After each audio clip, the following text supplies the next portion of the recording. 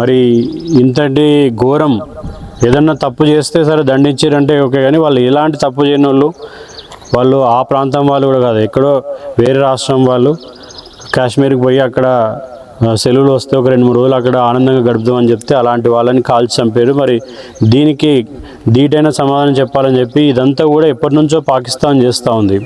పాకిస్తాన్ అనే దేశము మన దేశం నుంచి విడిపోయి అప్పటి నుంచో కూడా కుట్రలు పన్నుతూ ఉంది. డైరెక్ట్ యుద్ధం చేయలేక వాళ్ళకి అంత శక్తి లేదు కాబట్టి ఇట్లా తీవ్రవాదుల్ని వాళ్ళంతకు వాళ్ళు పేల్చుకొని చనిపోయేవాళ్ళు. అలాంటి ఒక మానవ బాంబులను తయారు చేయడము ఎప్పటి నుంచో పాకిస్తాన్కి అలవాటు.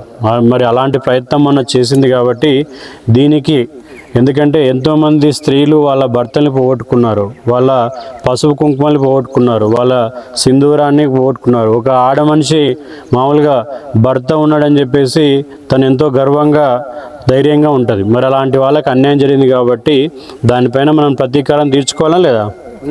తీర్చుకోవాలి. ఈ తీవ్రవాదులు తయారు చేస్తారో వాళ్ళకి ఇండ్లు కట్టి బిల్డింగ్లు కట్టి వాళ్ళకి తుపాకులు ఇచ్చి ట్రైనింగ్ సెంటర్స్ ఉంటాయి కొన్ని, అదంతా కూడా పాకిస్తాన్లో మన బార్డర్ పొంటి ఉంటాయి. అలాంటి స్థావరాలపైన ర్యాకెట్లతోన రాత్రి పోయి వాళ్ళ మీద బాంబులు వేయడం జరిగింది. సో వాళ్ళందరూ దాదాపు ఒక 100 మంది చనిపోయారు. చనిపోయినాక మళ్ళీ పాకిస్తాన్ ఏం చేసింది, మళ్ళీ ఒక 2 రోజులు ఆగి మొత్తం మన దేశం పైన మామూలు జనాలపైన రాజస్థాను, గుజరాత్, పంజాబు, జమ్మూ కాశ్మీర్ వీటన్నిటిపైన మామూలు జనాలు ఇట్లా పనిచేసుకున్న వాళ్ళపైన కూడా బాంబులు వేసింది. అయితే దాన్ని అన్నిటిని కూడా మనం శక్తివంతంగా ఎదుర్కొన్నాము. తర్వాత ఒక 900 కిలోమీటర్ల లోపలికి పోయి పాకిస్తాన్లో మనము బాంబులు వేసి వచ్చినాం.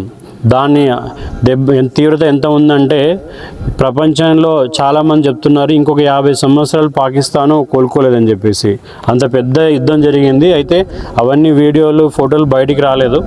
అయితే ఈరోజు మన సైన్యం మన తరపున మరి మన ఆడవాళ్ళకి ఏదైతే అన్యాయం జరిగిందో, అమాయక ప్రజల ప్రాణాలు పోయినాయి కాబట్టి వాళ్ళ తరపున మన సైన్యం యుద్ధం చేసింది, గెలిచింది. కాబట్టి వాళ్ళని మనం తలుచుకోవాల్సి ఉంది. కాబట్టి మనం అందరం కూడా ఇట్లా ఇప్పుడు మీ గ్రామంలో వచ్చి మనందరం కూడా జాతీయ జెండాలు పట్టుకొని వాళ్ళకు మనం ధన్యవాదాలు తెలుపుతున్నాం.